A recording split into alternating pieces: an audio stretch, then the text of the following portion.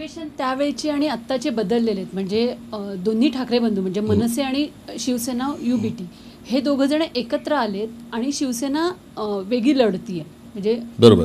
तर त्याचा किती परिणाम होईल असं? त्याचा परिणाम होणार नाही याचं कारण दोन्ही वेगळ्या विचारधारा एकत्र झाल्यात, दोन्ही वेगळ्या वोट बँक एकत्र झाल्यात. त्या एकमेकाला ट्रान्सफर किती होतील त्याचा हा पहिलाच प्रयोग आहे.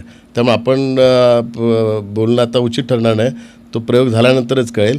कारण जसा मी उल्लेख केला की उबाटाला जे वोटिंग झालं आहे ते मुस्लिम ज्या ठिकाणी वोटिंग पर्सेंटेज जास्त आहे त्या ठिकाणी उबाटाचं वोटिंग बघाल तर जास्त आहे.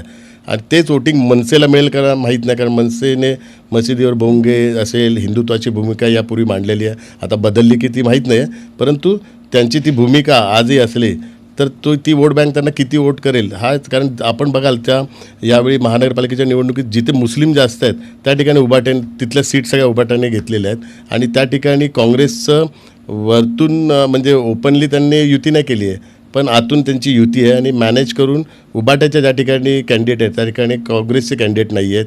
एक उदाहरण बनतो, मानखुर्दचंच उदाहरण देतो. 141 विठ्ठल लोकरे ज्या ठिकाणी उभे आहेत तिकडे CPMला दिली आहे. CPMचा काही विषयच नाही. मानखुर्दला CPMला कोणीच नाही, मुद्दा म्हणून CPMला दिली आहे.